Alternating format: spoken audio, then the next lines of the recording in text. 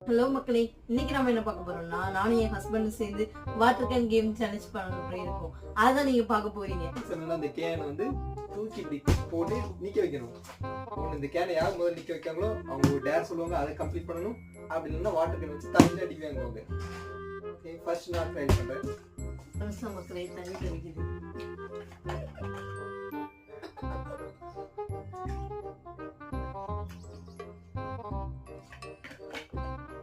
cable தண்ணி வச்சா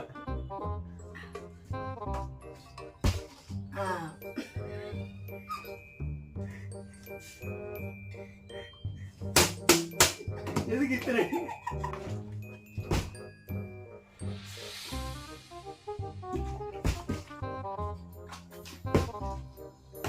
டேரா